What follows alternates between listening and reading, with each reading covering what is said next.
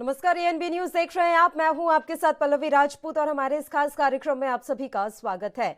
उत्तराखंड चुनाव 2022 को फतेह करने को लेकर बीजेपी, कांग्रेस और आम आदमी पार्टी ने सभी 70 विधानसभा सीटों पर अपने उम्मीदवार उतार दिए हैं। उम्मीदवार उतारने के बाद अब सभी सियासी पार्टियों में होड़ मची हुई है कि किस तरीके से अपना घोषणा पत्र जल्द से जल्द जारी करें और लुभावने वादों से भरे घोषणा पत्र को जनता के बीच में लाएं।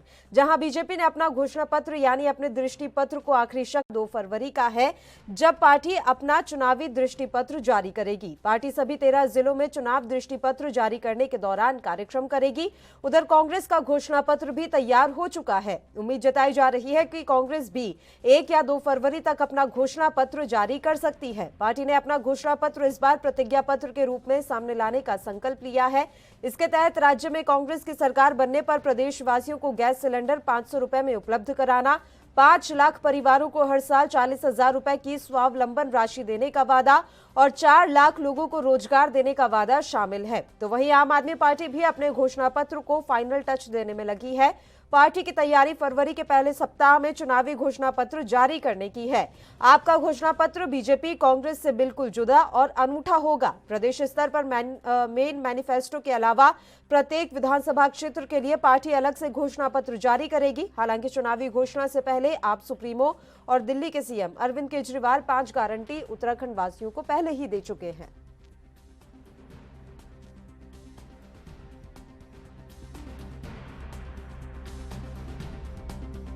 देखिए, भारतीय जनता पार्टी अतिशीघ्र अपना घोषणा पत्र जारी कर रही है और हमारा जो घोषणा पत्र है वो जनता का घोषणा पत्र होगा। हमने पूरे उत्तराखंड में जनता से सुझाव लिए। हमारे घोषणा पत्र में सबका साथ, सबका विकास, सबका विश्वास। और वहीं जो कांग्रेस अपना प्रतिज्ञा घोषणा पत्र जारी कर रही है, कांग्रेस के लोग बताएं क्या उन्होंने जो पूर्व में प्रतिज्ञा की थी 2012 में, वो कितनी पूरी की थी? कांग्रेस के लोग केवल और केवल झूठ का पुलिंदा पेश करते हैं। वहीं हमने जो 17 में घोषणा पत्र जारी किया था उसका 100% हमने जो है पूरा करके दिखाया और इस प्रदेश की जनता ने हमें इसीलिए अपना आशीर्वाद और बहुमत दिया। वहीं आम आदमी पार्टी वो प्रत्येक जिले के लिए अलग घोषणा पत्र जारी कर रही है, क्योंकि वो जानते हैं ना 9 मन तेल होगा ना राधा नाचेगी। आम आदमी पार्टी का इस प्रदेश में कोई अस्तित्व नहीं है, इसलिए वो जो मर्जी बोल ले। उत्तराखंड की जनता जानती है भारतीय जनता पार्टी ऐसा दल है जिसने उत्तराखंड का विकास किया, उत्तराखंड का विकास कर रही है और उत्तराखंड का विकास करेगी। तो निश्चित तौर पर जो हमारा घोषणा पत्र होगा वो जनता का घोषणा पत्र। देखिए, 2 तारीख को जो वर्चुअल के माध्यम से सबसे पहले तो प्रियंका गांधी जी उत्तराखंडी स्वाभिमान रैली जो हमारी चल रही है उसके तहत हर विधानसभा में एक सेटअप तैयार किया जाएगा और वर्चुअली जनता को संबोधित करने का कार्य करेंगे देहरादून से। और दूसरा, हमारा घोषणा पत्र पूरा तैयार है, तो घोषणा पत्र का जो विमोचन है उस वक्त वो प्रियंका गांधी जी घोषणा पत्र को जनता के सामने और मीडिया के माध्यम से जनता के सामने उसे लाने का कार्य करेंगी, वो भी वर्चुअल के माध्यम से ही होगा। अब देखिए, जो घोषणा पत्र में हमारे आपके समक्ष हमने पहले ही घोषणाएं कर दी हैं, 4 धाम 4 काम। तो ये 4 धाम और 4 काम के अलावा अन्य बहुत सारी ऐसी चीजें हैं जो आम जनमानस से चर्चा करने के बाद हमने अपने प्रतिज्ञा पत्र जिसे हम कहेंगे उसमें हमने उन्हें लाने का कार्य किया है। आपको खुद को पता है कि हमारी प्रोफेशनल कांग्रेस की जो टीम है राजस्थान की, वो उत्तराखंड में बहुत महीनों तक रही और हर वर्ग के लोगों से उन्होंने जो है सामंजस्य और वार्तालाप की है। और उसके बाद जो चीजें लोगों की सुविधा के लिए लोगों का घोषणा पत्र है, ये जो प्रतिज्ञा पत्र है ये कांग्रेस का प्रतिज्ञा पत्र है कि इसमें हम जो भी घोषणाएं इसमें करेंगे उसे पूरा करने का कार्य करेंगे। और ये लोगों का घोषणा पत्र होगा जिसमें लोगों ने जो बातें हमें बोली है उसको सुझाव को दिए हैं, उनको हमने इसमें लेने का कार्य किया है। देखिए, घोषणा पत्र में उत्तराखंड के विकास के लिए, उत्तराखंड की खुशहाली के लिए, उत्तराखंड के भविष्य की बेहतरी के लिए जो जरूरी मुद्दे हैं, जो जरूरी चीजें हैं, वो तमाम चीजें घोषणा पत्र में जो है रहेंगी। इसके साथ साथ आम आदमी पार्टी आम जन तक पहुंचकर पिछले 75 सालों में देश में किस प्रकार से भ्रष्टाचार करने वाले लोग, भ्रष्टाचारी पार्टियों का दबदबा रहा है, और खास कर हम इसके देवभूमि की बात करें तो बारी बारी भाजपा कांग्रेस ने मिलकर लोगों को बेवकूफ बनाने का काम, लोगों को गुमराह करने का काम, इस देवभूमि को लूटने का काम किया है। बेरोजगारी चरम सीमा पर है, महिलाओं की असुरक्षा चरम सीमा पर है, और तमाम जो मुद्दे देश हित के होने चाहिए, जनहित के होने चाहिए, उत्तराखंड के वासियों के हित के होने चाहिए, वो सारे के सारे आपको आम आदमी पार्टी के घोषणा पत्र में दिखाई देंगे, सुनाई देंगे, मिलेंगे। प्रतिज्ञा पत्र जो है हमारा वो संकल्प है जो हम पूरा कर सकते हैं। हम वो हवाई बातें नहीं कर रहे हैं जो आप कर नहीं रहे हैं। आप दिल्ली में जहाँ सरकार में है वहाँ तो कर नहीं पा रहे हैं और उत्तराखंड की जनता को कह रहे हैं हम ये करेंगे, हम वो करेंगे। भैया पहले दिल्ली में कर लो जहाँ तुम्हारे पास सरकार है। हमारा प्रतिज्ञा पत्र है 4 धाम 4 काम, और सबसे पहला काम गैस का सिलेंडर 500 रुपए से ऊपर नहीं होगा। जितना भी 500 रुपए से ऊपर कीमत होगी वो राज्य की सरकार देगी। बेरोजगारों के लिए हमारी घोषणा है कि राज्य में जितने सरकारी पद इस समय रिक्त पड़े हैं उनको, उनके ऊपर जो भर्तियां बंद हैं उनको खोला जाएगा। हमारी घोषणा है 4 लाख लोगों को हम लोग हर साल 5 वर्ष में रोजगार देंगे। मालिकाना हक जो बहुत लंबे समय से हमारे मरीन बस्ती के लोग उसके इंतजार कर रहे हैं, वो मालिकाना हक मिलेगा। हमारी बहुत सारी घोषणाएं हैं। अभी सामने चुनाव घोषणा पत्र सामने आएगा, पूरा विस्तृत ब्यौरा उसमें मिलेगा। चलिए इस मसले पर चर्चा की शुरुआत कर लेते हैं। फिलहाल 2 मेहमान हमारे साथ जुड़े हुए हैं। मेहमानों से आपका परिचय करवा देते हैं। सीमा डोरा जी इस समय हमारे साथ जुड़ी हुई हैं, भारतीय जनता पार्टी के प्रदेश प्रवक्ता हैं, और शोभा राम जी इस समय हमारे साथ जुड़े हुए हैं, कांग्रेस के प्रदेश महामंत्री। दोनों ही मेहमानों का स्वागत है एएनबी न्यूज पर। सीमा डोरा जी, शुरुआत आप ही के साथ कर लेते हैं। आप सभी को इंतजार है कि घोषणा पत्र कब जारी किया जाएगा। भारतीय जनता पार्टी की क्या कुछ तैयारियां हैं और इस बार के मुद्दे, इस बार के वादे आप लोगों की तरफ से क्या रहने वाले हैं? जी, भारतीय जनता पार्टी जैसे हमेशा विश्वास करती है, सबका साथ सबका विश्वास, और इसी भावना को लेके वो आगे चली हमेशा के लिए। और ये भी देखिए कि हम हमेशा महिलाओं की सुरक्षा पे ज्यादा ध्यान दिया है, चाहे वो यूपी हो चाहे वो उत्तराखंड हो। और महिलाओं को सुरक्षा देना, महिलाओं को आगे बढ़ाना, बेटी बचाओ बेटी पढ़ाओ के तहत हमने बेटियों के सुरक्षा पे यानी कि भ्रूण हत्या पूरी तरीके से रोक लगा दी। उसके बाद बेटियों को जब वो पैदा होती हैं तब से लेकर उनको बड़े होने तक की हर सुरक्षा उनको प्रदान करी अलग अलग योजनाओं के तहत।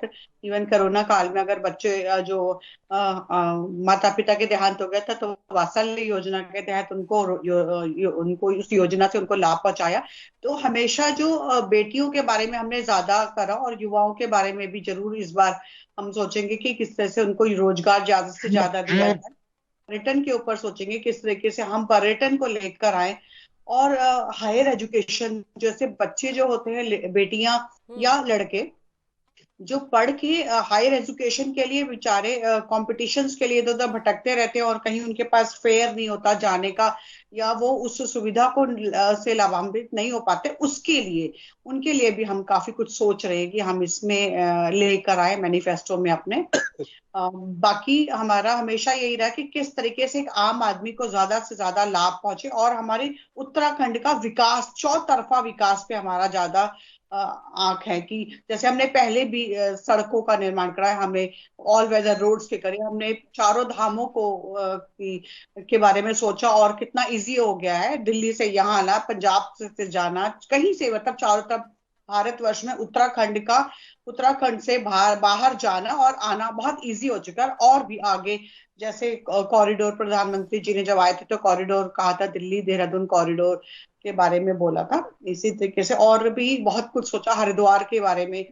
तो ये सब चीजें हमारी मैनिफेस्टो में रहेगी, और हमने जैसे पहले भी अपने मैनिफेस्टो के काफी कोशिश करी कि सभी कुछ को लेकर आ जाए। अगर कोरोना नहीं आता तो ऑलमोस्ट सभी कुछ कवर हो जाता, लेकिन 90% फिर भी 90% से ज्यादा कवर हम कर चुके हैं। और इस बार भी हमारी पूरी उम्मीद रहेगी कि एक अच्छा मैनिफेस्टो लेके आए जो एक पैदा होने के बच्चे से लेके एक बूढ़े तक के को फायदा उठाने देने वाला। शोभा राम जी, इस बार आपने अपने मैनिफेस्टो को नाम दिया है उत्तराखंडी स्वाभिमान प्रतिज्ञा पत्र। इसके नाम से ही पता चल रहा है कि उत्तराखंड को आगे बढ़ाने के लिए इस बार आप लोगों के द्वारा कई वादे किए जाने वाले हैं। जरा जानकारी देंगे सर कि किस तरीके से उत्तराखंड पर फोकस कर रहे हैं आप? जी, सबसे पहले तो आपको नमस्कार, और आपने का धन्यवाद, आपने मुझे बुलाया। और मैं ये चाहता हूँ, मैं आपको बताना चाहता हूँ कि जो हमारा 4 धाम 4 काम का जो नारा दिया है कांग्रेस ने, ये हवाई फायर नहीं है। कांग्रेस जो कहती है वो करती है। और युवाओं के लिए उसमें आपको काफी रोजगार मिलेंगे, गरीब जनता के लिए काफी काम मिलेगा। इसमें आपने, बीजेपी ने आज तक, आप ये बताइए कि कितने युवाओं को रोजगार दिया है? 5 साल के अंदर कितने युवाओं को रोजगार दिया इसने? आप ये तो लाखों की बात करते हैं, मैं कहता हूँ हजारों में बताते मुझे कितने युवा को इन्होंने रोजगार दिया। आज गैस सिलेंडर कांग्रेस ने 460 रुपए पर छोड़ा था, आज गैस सिलेंडर के दाम क्या है, 1000 रुपए के पास चला गया। महंगाई में ले लीजिए, दाल ले लीजिए, सब्जी ले लीजिए, महंगाई चरम सीमा पर है। गरीब आदमी का जो है रोजी रोटी खाना जो है दुर्भर हो गया है। इन लोगों ने विकास की बात करते हैं, ये विकास कहीं नहीं हुआ। कांग्रेस ने जहां पर विकास छोड़ा तो वो विकास वहीं का वहीं रुका हुआ है। इन्होंने कहीं विकास नहीं किया, ये सिवाय हाई फाई बात करने के अलावा कुछ नहीं करते हैं। उत्तराखंड में इनका दिखाई दे रहा है कुछ भी इन्होंने काम नहीं किया। सीमा जी का ये कहना है कि 90% से ज्यादा घोषणा पत्र में जो बातें लिखी गई थी वो सरकार के द्वारा पूरी की गई हैं, और अगर कोविड बीच में नहीं आता तो घोषणा पत्र के सारे दावे और वादे पूरे हो जाते। मैं आपको यही बता रहा हूँ, कोविड में भी इन्होंने बता दो ना क्या योगदान इनका रहा है। कांग्रेस का प्रत्येक कार्यकर्ता ने गांव गांव जाकर के, घर घर जाकर के, मोहल्लों में जाकर के खाना दिया है, उनके जरूरत की चीजें घर पे पहुंचाई है। मुख्यमंत्री तो शर्मिंदगी महसूस होनी चाहिए ऐसी बात करते हुए भी। भारतीय जनता पार्टी की हमारी सरकार ने किसी को भूखा नहीं छोड़ा, शुभारंभ देखिए, अगर फ्री राशन की बात है तो वो तो खुद प्रधानमंत्री के द्वारा योजना चलाई गई थी ना सर। अगर राज्य सरकार मदद कर रही थी तो केंद्र की तरफ से भी तो फ्री राशन की योजना चलाई गई, तो किस तरीके से आप नकार सकते हैं कि आप ये देखिए, चीनी जो है 14 रुपए किलो मिलती थी जी, मिट्टी का तेल मिलता था, कितना राशन मिलता था गरीब जनता को। आज कहा है ना तो चीनी है ना मिट्टी का तेल है। तेल की जरूरत नहीं ना, छोड़ के हमने उज्ज्वला योजना चला दी थी। उज्ज्वला योजना के तहत आज लोग गैस सिलेंडर से जुड़ गए हैं। मिट्टी के तेल की क्या बातें करें, आपकी प्रियंका गांधी पूछे थे मिट्टी का तेल मिलता है तो महिलाओं ने कहा नहीं हम तो गैस चलाते हैं, हमें तो चूल्हे पे खाना बनाने को मिलता है। तो आप पुरानी बातों में मत भड़काइए लोगों को। आपका वैसा भी काम, एक ही काम है आपको, भटकाना, लटकाना और अटकाना। बेटी बचाओ बेटी पढ़ाओ का ये लोग नारा देते हैं, झूठा नारा। जितनी जो महिलाओं के ऊपर अत्याचार हुए इनके टाइम पे, आप रिकॉर्ड उठा करके देख लीजिए। कांग्रेस के अपेक्षा इनके टाइम पे कितना जो है महिलाओं के ऊपर अत्याचार हुआ है। सबसे ज्यादा जो है महिलाओं के ऊपर अत्याचार इनके टाइम पे हुआ, और ये महिलाओं की बात करते हैं, बेटी बचाओ बेटी पढ़ाओ की बात करते हैं। ये तो इनके खोखले नारे हैं। ये सिर्फ 4 आदमी है, इन्होंने अंबानी अडानी ये लोग घेर रखे हैं, 4 आदमी गिनती के हैं। ये एडवांस में ही भविष्य करता है। हरियाणा में इन्होंने एडवांस में गोदाम बढ़ा दिए। क्या प्लानिंग थी आपकी? चुनाव में ये पहले कह देते हमारी 53 सीटें आएंगी, हमारी 60 सीटें आएंगी। अरे तो भविष्यवक्ता है। तो ये तो भविष्य के बारे में खुद पता है, जनता के बारे में इनको कुछ नहीं पता है। आप ये बताएं सर, क्यों हरीश रावत पहले ही बोल के बैठे हुए थे कि हम 20% जो उम्मीदवार हैं वो सैनिक परिवार से उतारेंगे? उतार पाए क्या आप? तो भविष्यवक्ता तो हर पार्टी में मौजूद है, आप भी तो भविष्यवक्ता बन जाते हैं, आपके हरीश रावत भी भविष्यवक्ता बन जाते हैं। तो इन बयानों पर और इन दावों पर कहां जाया?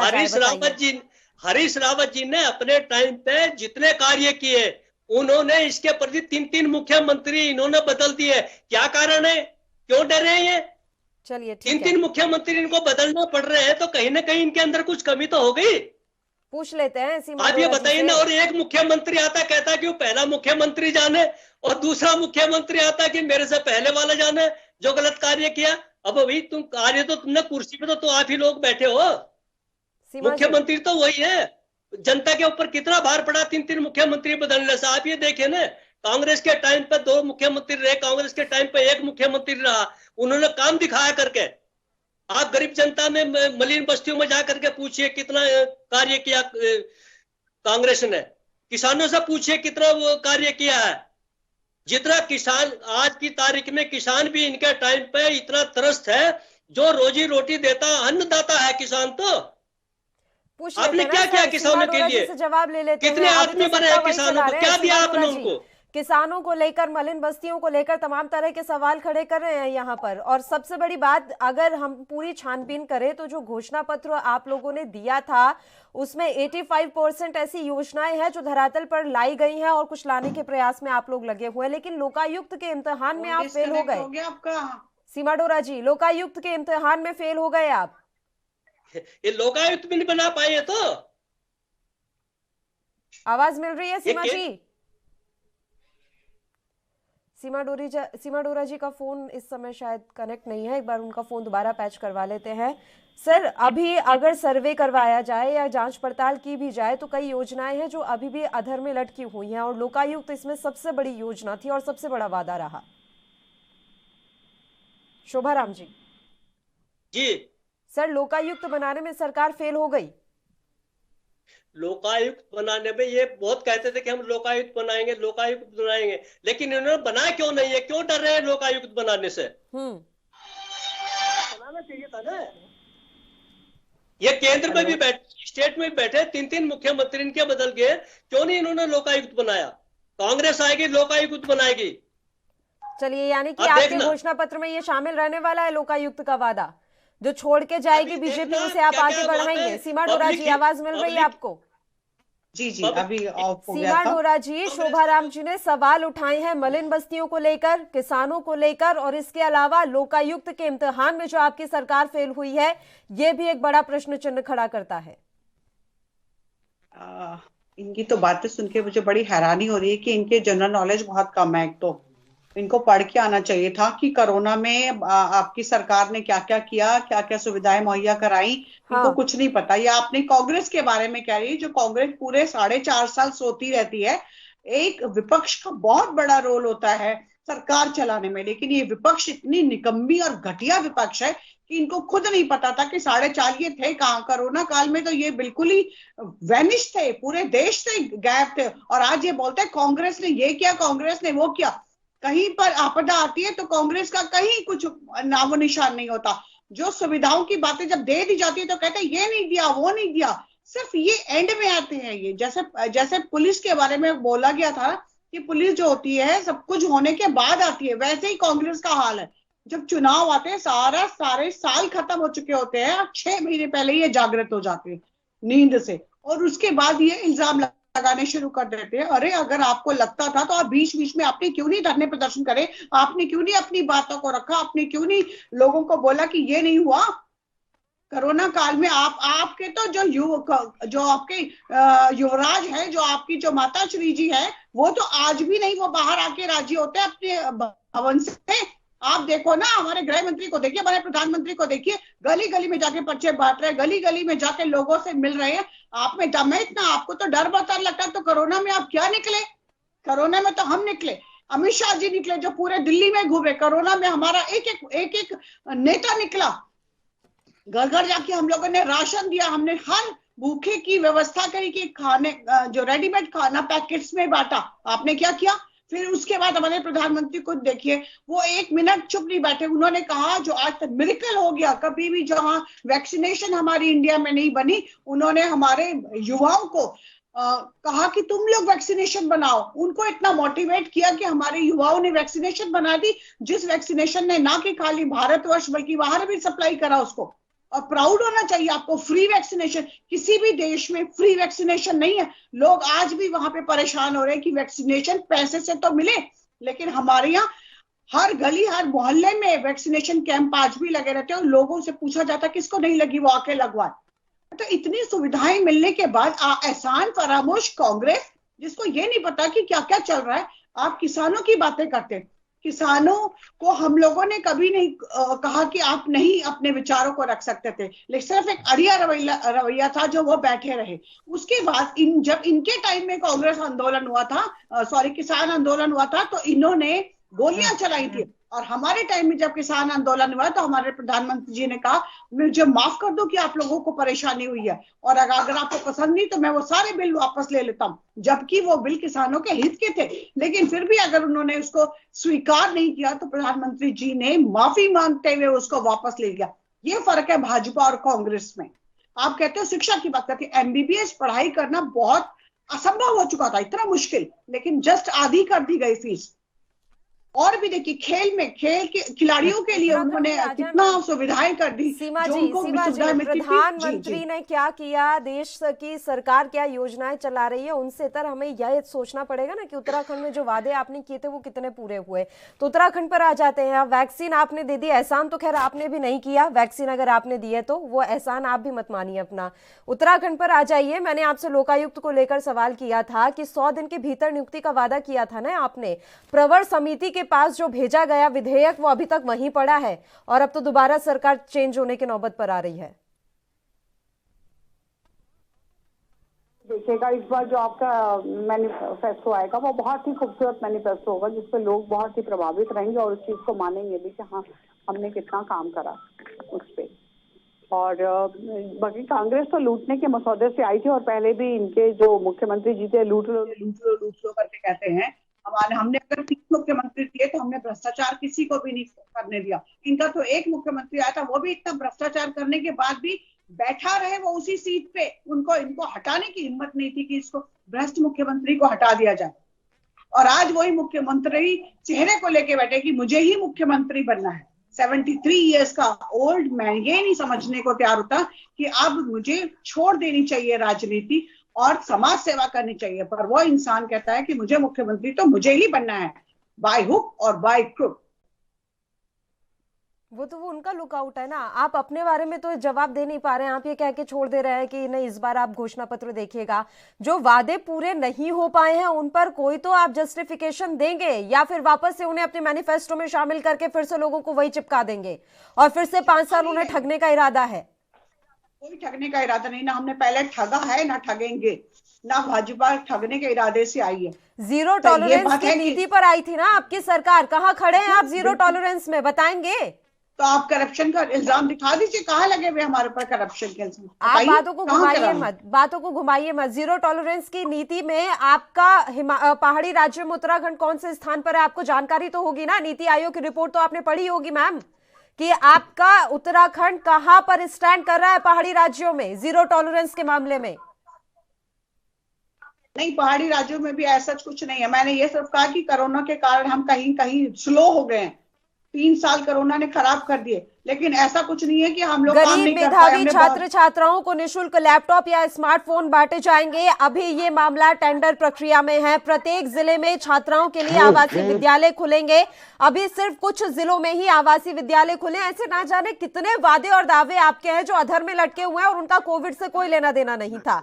आवासीय विद्यालय अगर बनाने की आप प्रक्रिया शुरू करते तो उसमें इतना समय नहीं लगना था। और यहाँ तक कि आप ये छोड़िए, विधायकों के जब निकाले गए थे कि उन्होंने अपनी कितनी विधायक निधि खर्च की, आपके ऐसे कई विधायक थे जो 50% तक नहीं खर्च कर पाए।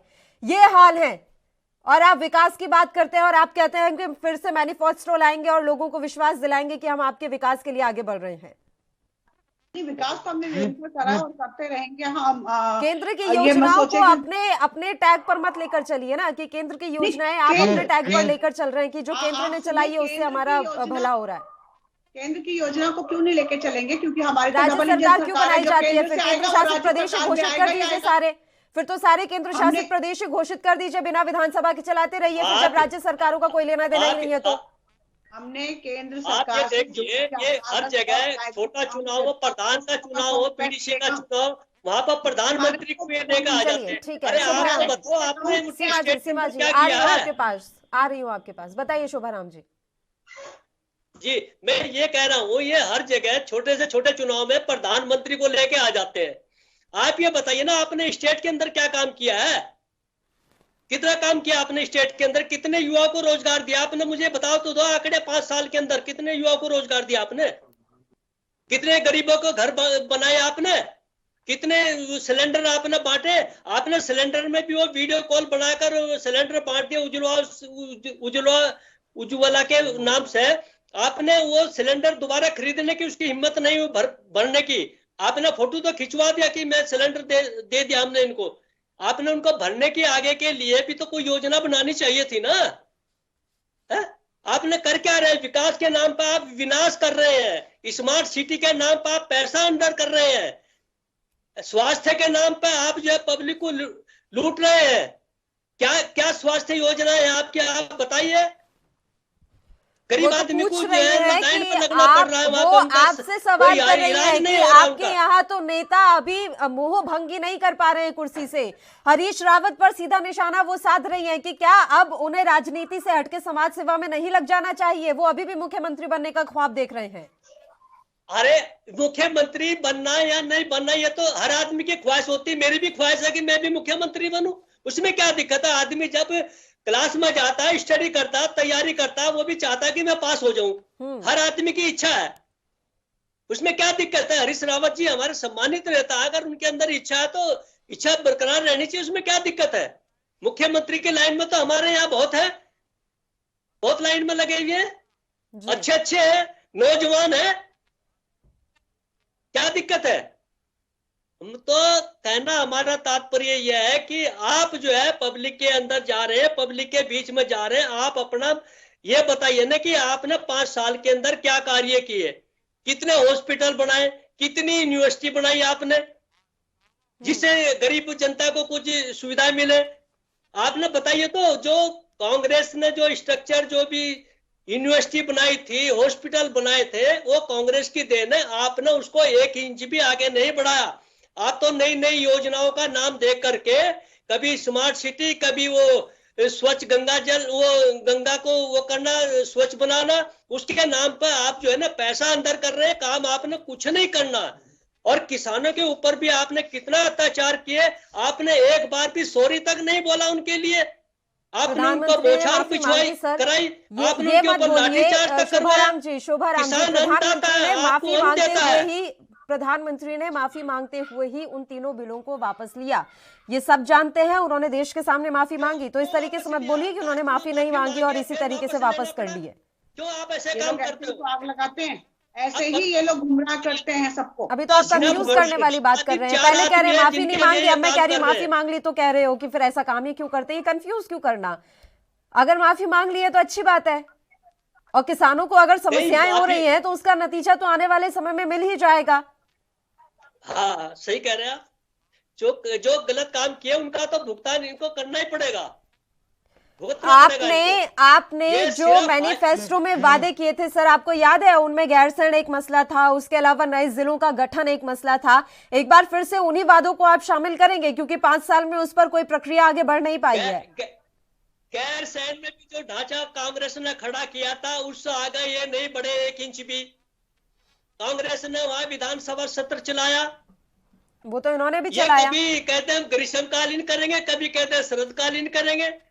इनका तो कभी सड़क का नाम बदल देते हैं, कभी बिल्डिंग का नाम बदल देते हैं, कभी लाल किले को गिरवी रख देते हैं, कभी रेलवे को गिरवी रख दिया, कभी ओएनजीसी को गिरवी रख दिया। आपने तो इनको गिरवी दाता बना दिया।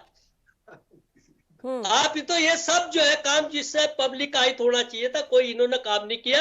ये गिरवी रखने का काम कर रहे हैं हर चीज को। रेलवे में जो गरीब आदमी जो है ना 10 रुपए में कहीं से कहीं पहुंच जाता था, वो रेलवे इन्होंने पैसेंजर ट्रेनें बंद कर दी, इन्होंने हाई फाई ट्रेनें चला रखी है। प्लेटफार्म टिकट कितने का हो गया? 50 रुपए का ये प्लेटफार्म टिकट बेच रहे हैं, जिस पर 2 रुपए के प्लेटफार्म टिकट लेकर आदमी अंदर चला जाता था। ये तो हाई फाई बातें करते हैं। इन्हें तो एयरलाइंस की बात याद है। एयरलाइंस में गरीब कहा जाएगा? आप बताओ ना। आप सड़कों की बात कर रहे हैं, अरे सड़क तो योजनाएं बहुत पहले से बनी हुई थी। इन्होंने सिर्फ कुछ नहीं करना, पब्लिक के अंदर जाना है। झूठे जो वादे किए थे, इनका जो मैनिफेस्टो था वो 2% भी, मैं कहता हूं 5%, 2% भी इन्होंने पूरा नहीं किया। इन्होंने तो सिर्फ ढपली बजानी है, पब्लिक को धोखे में रखना हर चीज को। 15 लाख कहां गए इनके? आपको आप बताइए ना कि 15 लाख दे देंगे। आपने करेंसी बंद करी, नोट बंद किए, आपने कितनी करेंसी जो गलत थी वो वापस आई? आप बताइए मुझे।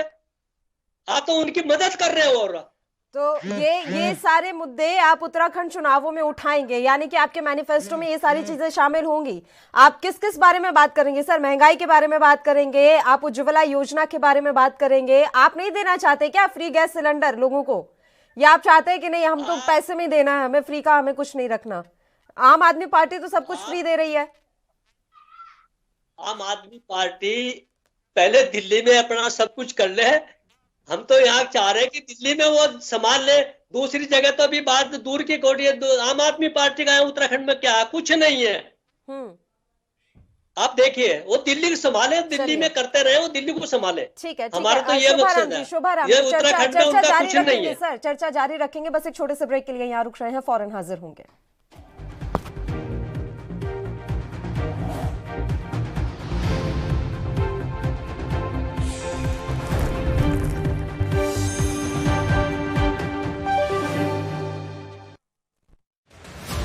यह सियासतदानों के इरादों को अखबार में देखा है। यहाँ बयानवीरों के लिए कोई न लक्ष्मण रेखा है। गोली मारेंगे, कितनों को मारेंगे बताओ। चुनाव नजदीक आ जाए तो हर मुद्दा उछाला जाता है। हिंदुत्व पर जो प्रहार करेगा उसको महाप्रलय को स्वयं आमंत्रित कर देगा, उस महाप्रलय की चपेट में स्वयं भी आएगा। विपक्ष की हुंकार है, आपके बुरे दिन बहुत जल्द आने वाले हैं। वादों पर विवाद है, किसी के खाते में 15 लाख रुपए आए और चुनौतियों का अंबार है। उत्तर प्रदेश, उत्तराखंड, गोवा, मणिपुर और पंजाब की सरकार बनाने को सियासतदान तैयार है। जानबूझकर प्रधानमंत्री को एक असुरक्षित माहौल में रखा। ते कल थानू 15 मिनट रोकना पै गया ते आऊं होगी, आऊं होगी, आऊं होगी। पांचों राज्यों के चुनावी रण में उतर चुकी है सियासी सेनाएं। 7 चरणों के विधानसभा चुनाव की बज चुकी है रणभेरी। उत्तर प्रदेश से उत्तराखंड और गोवा मणिपुर से पंजाब तक कौन धड़कता है इस जनता के दिल में। पहले रुझान से लेकर आखिर नतीजों तक अब की बार फिर वही सवाल। अब की बार किसकी सरकार? सिर्फ ANB न्यूज पर।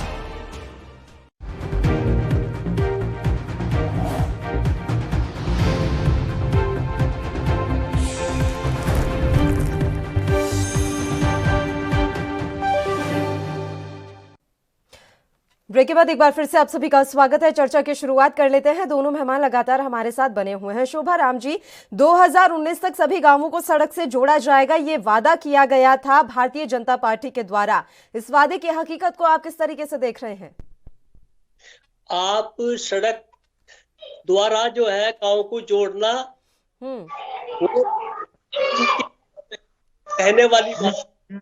आप सड़कों का हाल देख लीजिए, मेरे साथ ही यहाँ पे इनको मैं कई सड़कें देहरादून के अंदर ही ऐसी बता दूं, स्मार्ट सिटी जहाँ राजधानी है, कितनी सड़कें यहाँ के अंदर यहाँ पे ऐसी है जो सड़क के गड्ढे में सड़क है, सड़क में गड्ढा है, पता नहीं लगता। आप गांव की बात छोड़ दीजिए, गांव के साथ इन्होंने जोड़ना है या नहीं जोड़ना है, तो सड़कों की हालत तो यहाँ पे खुद ही स्मार्ट सिटी के अंदर देख लीजिए क्या हालत है। हम तो यहीं पे घूमते हैं, देखते हैं कि क्या हालत सड़कों का। तो आप जोड़ेंगे सभी गांवों को सड़क से? हम तो जोड़ेंगे। में लाएंगे आप? कांग्रेस ने जो नहीं करती, कांग्रेस कहने से ज्यादा करने में विश्वास करती है। तो सर बताइए तो सही ना। देखिए, मैनिफेस्टो तो आप भी जारी करेंगे सर, तो मैनिफेस्टो में कुछ तो लिखेंगे या बस ये कहकर छोड़ देंगे नहीं हम तो कहने से ज्यादा करने में विश्वास रखते हैं साहब? क्यों फिर प्रियंका गांधी इतना मेहनत करेंगी यहाँ पर मैनिफेस्टो जारी करने के लिए? आप हमारा मैनिफेस्टो जारी होने वाला है, आप देखिए जितनी हमारी योजनाएं आती है, युवा के लिए भी है। युवा नीति को लेकर क्या रहा सर? युवा नीति बनाने के लिए तो वादे हर साल होते हैं, हर चुनावों में होते हैं, माफ कीजिए। उस युवा नीति पर अभी तक कोई काम नहीं हो पाया है। अगर आप युवाओं के ही बारे में बात करना चाहते हैं तो आप इस समय देख लीजिए, एम्प्लॉयमेंट ऑफिस में देख लीजिए कितने लाख बेरोजगार रजिस्टर्ड है वहाँ पे। बताओ तो कि कितने बेरोजगार उनको युवाओं को काम दिया है। कांग्रेस का टाइम पर देख लीजिए, कांग्रेस के टाइम पर भर्ती निकलती थी, भर्ती भी हुए लड़के, इन्होंने तो सब प्राइवेटाइजेशन कर दिया ना हर जगह को। इनको तो बहाना मिल गया कि हमने प्राइवेट कर दिया, नौकरी कहाँ देंगे। चलिए ठीक है, ये नौकरी नहीं देने वाले, ये सिर्फ गुमराह करेंगे युवाओं को। तो इन्होंने इतना गुमराह कर रखा कि कुछ नहीं कह सकते। सीमा डोरा जी, गुमराह किया हुआ है। सीमा डोरा जी, आवाज मिल रही है आपको? सीमा डोरा जी से संपर्क टूट गया है, एक बार फिर से उनका फोन लाइन दोबारा जुड़वा लेते हैं हम। सर, एक ये भी योजना निकाली गई थी कि पर्यटन गाइड के लिए प्रशिक्षण केंद्र खोला जाएगा ताकि इस प्रशिक्षण के जरिए स्थानीय युवाओं को रोजगार प्रदान कराया जा सके। अभी तक आपको लग रहा है कि स्थानीय युवाओं को रोजगार देने के मोर्चे पर सरकार सफल हुई है? आंशिक रूप से ही सही।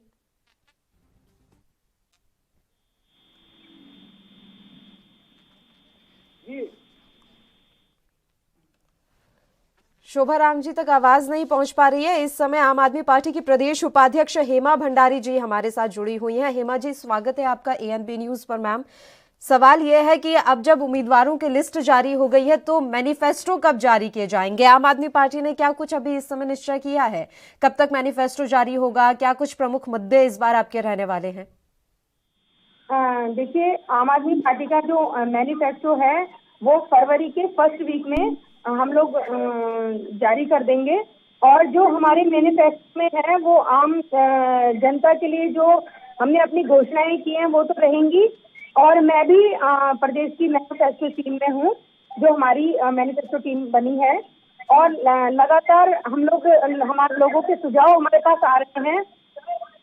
जैसे हमारी मैनिफेस्टो में जो हमारा 300 यूनिट बिजली फ्री का है और उस पे 24 घंटे जो बिजली आएगी, 24 घंटे बिजली आएगी और 300 यूनिट बिजली फ्री है। और युवाओं के लिए हमने जो है रोजगार रखा है कि हर युवा को रोजगार मिलेगा। 6 माह के अंदर हम 1 लाख सरकारी नौकरियां निकालेंगे।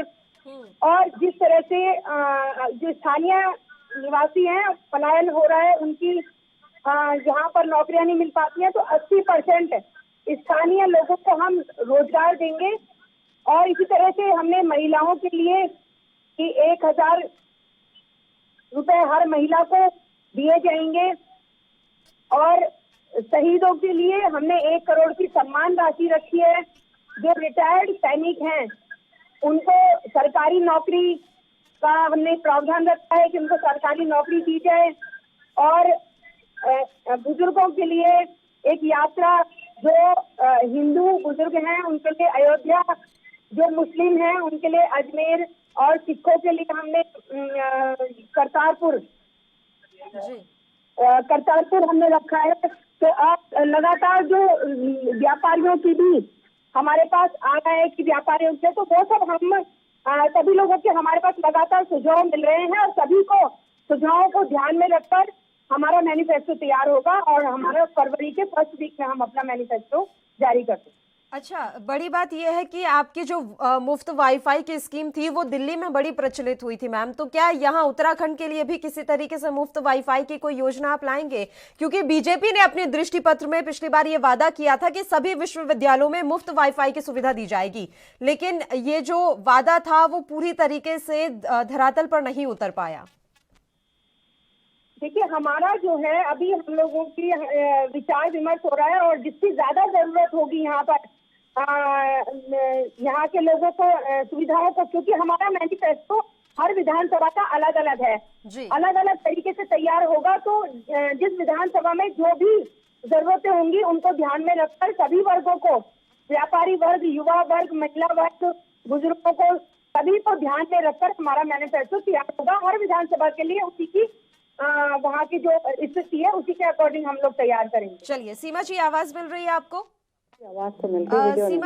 सीमा जी, एलईडी रथ आप लोगों ने रवाना किया था सुझाव मांगने के लिए, सुझाव मिले अभी तक आपको? किस तरीके के सुझाव सामने आए हैं?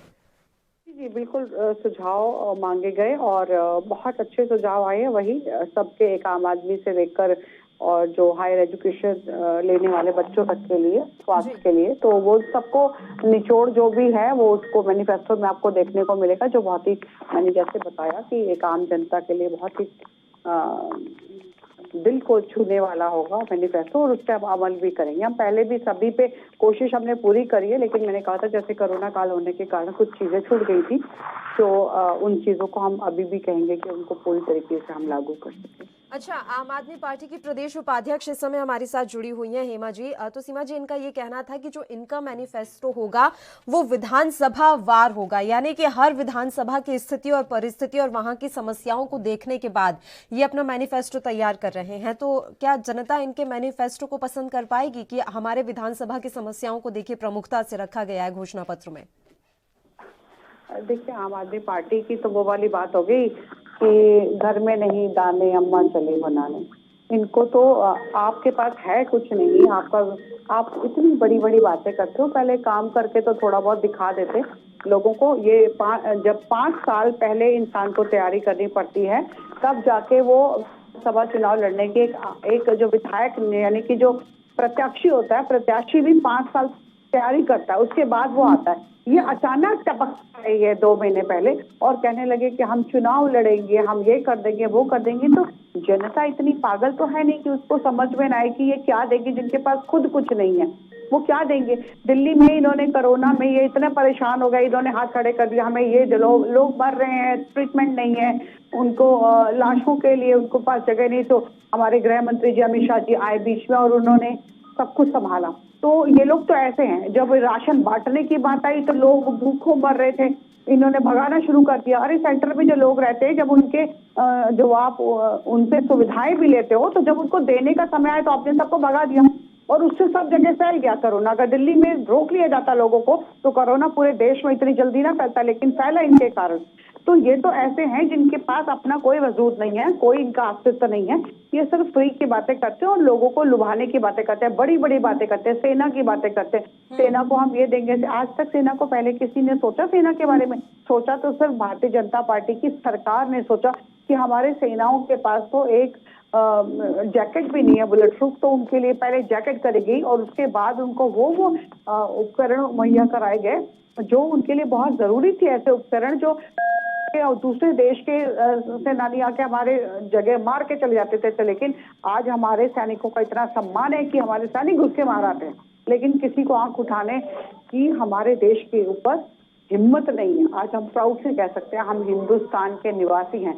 तो इनकी छोटी छोटी बातों पे कौन आएगा कि हम फ्री दे देंगे, हम यही दे देंगे। कुछ फ्री नहीं होता, जनता की जेब से ही जाता है। अगर इनको इतना ही महिलाओं से प्यार होता तो ये पहले दिल्ली की महिलाओं को दे देते 1,000 रुपए। वहां तो दे नहीं पाए, वहां भी तो महिलाएं रहती हैं और वहां भी बेरोजगार महिलाएं बहुत है।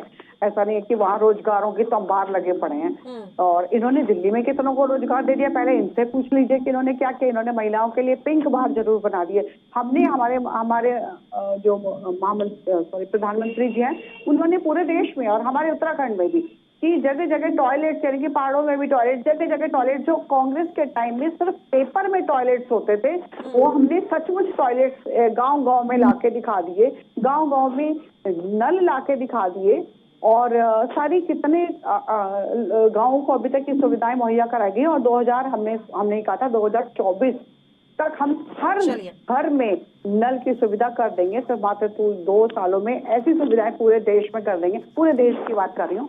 और उत्तराखंड में तो देख लीजिए, उत्तराखंड को कोई जानकारी मैं आप ही से चाहूंगी सीमा जी, ऐसी योजनाएं या ऐसे वादे जो आपने 2017 में किए लेकिन अभी तक पूरे नहीं हुए, तो इसलिए एक बार फिर से उन्हें मैनिफेस्टो में शामिल किया जाएगा। इस बारे में भी मैं आपसे जानकारी चाहूंगी, लेकिन एक बार शोभा राम जी का हम यहाँ पर रुख कर लेते हैं। सर, हम आम आदमी पार्टी के बारे में आपसे ही इस समय चर्चा कर रहे थे। पिछली बार जब मेरी आपसे बात हो रही थी तो अभी आपने सुना होगा हमारे साथ हेमा भंडारी जी जुड़ी हुई थी। उन्होंने साफ बोला है कि 5 गारंटियां तो पहले ही केजरीवाल देकर जा चुके हैं, अब फिर से जो नए वादे और दावे होंगे वो हर विधानसभा के अनुसार ही होंगे। वहां पर जिस तरह की समस्याएं हैं उन्हीं समस्याओं को ध्यान में रखते हुए इनका मैनिफेस्टो तैयार किया जा रहा है।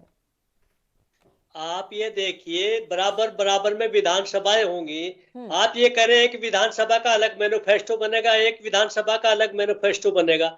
ऐसा तो कभी कहीं हुआ नहीं आज तक। प्रदेश में ये तो मान सकते हैं, ये पहाड़ के लिए अलग मैनिफेस्टो बना दो, प्लेन के लिए अलग मैनिफेस्टो बना दो, ये तो हम मान सकते हैं। लेकिन प्लेन में या पहाड़ में समस्या सबकी एक है। इसमें दो मैनिफेस्टो, आप हर विधानसभा का अलग मैनिफेस्टो बनाएंगे, आप 70 मैनिफेस्टो बनाएंगे।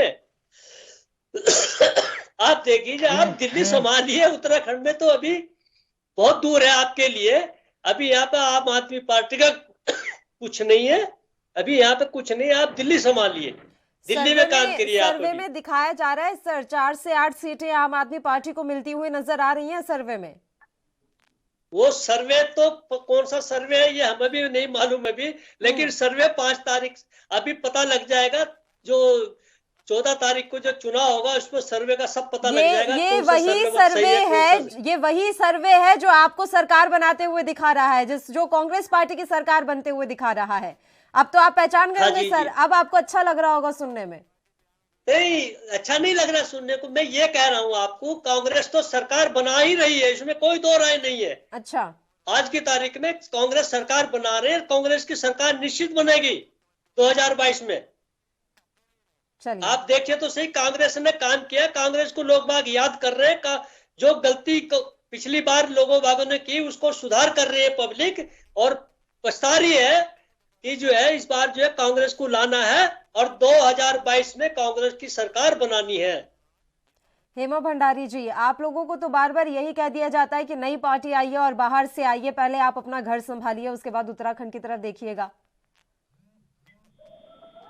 इनसे अभी तक अपना घर संभला नहीं है, अभी तक किसी बागी विधायक कभी माने नहीं है, अभी तक दूसरे बनाने का काम चल रहा है।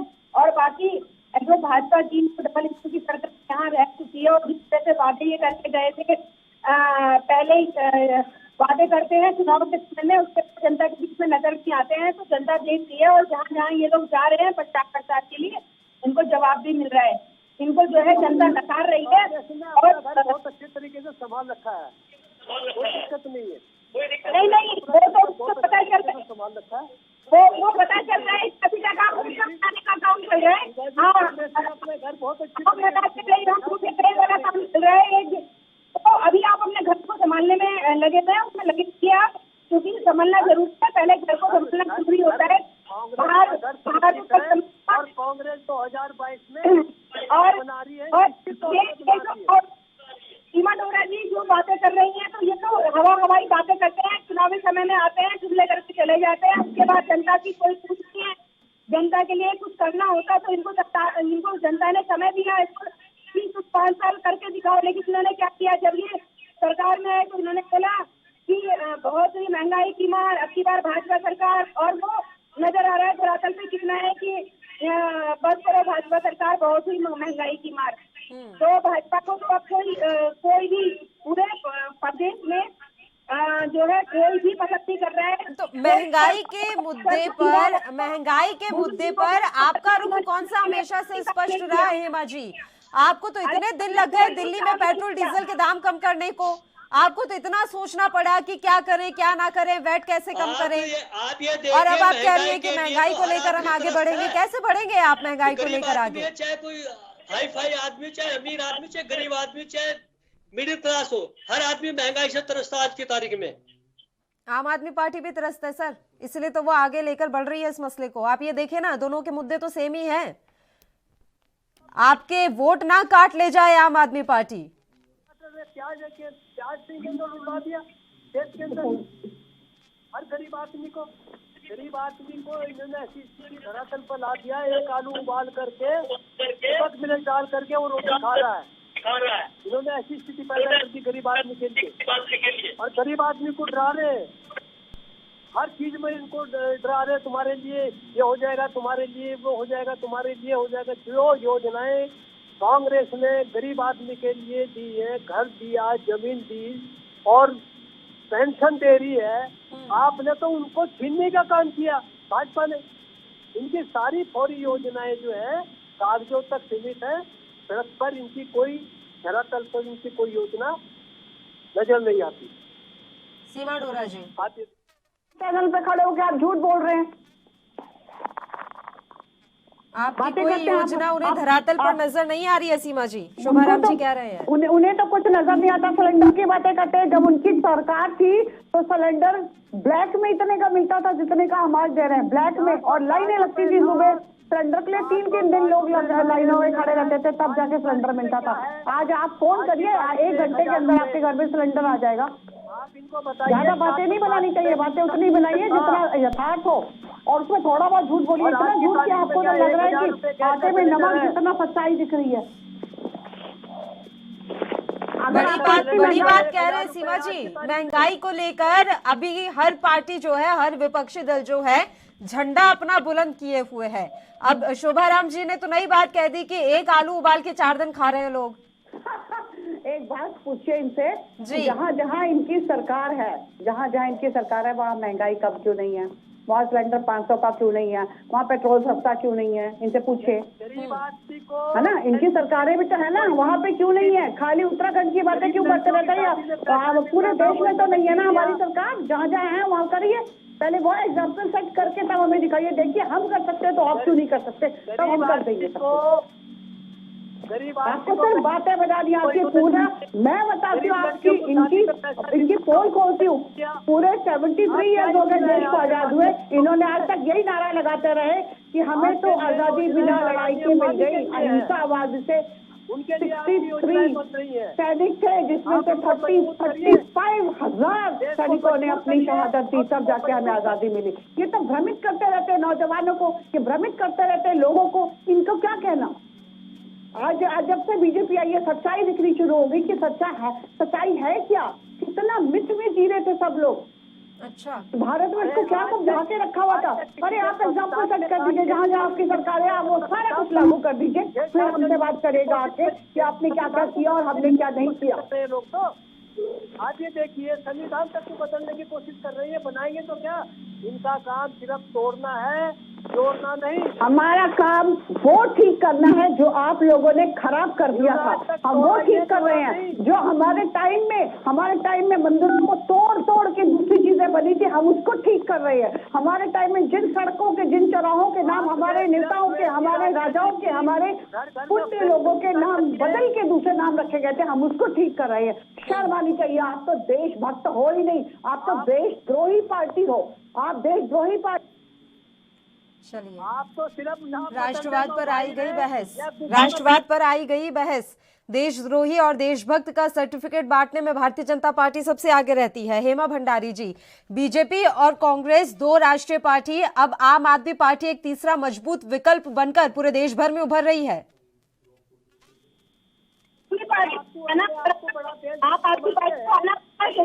एक एक करके बात कर लेते हैं, सुन लेते हैं। शोभाराम जी कुछ कह रही है हेमा जी। और इसके मुखबिर थे ये लोग, जब देश आजाद हुआ कहाँ थे ये लोग? ये 2014 में देश को बता रहे। हेलो, ठीक है, बोलिए हेमा जी।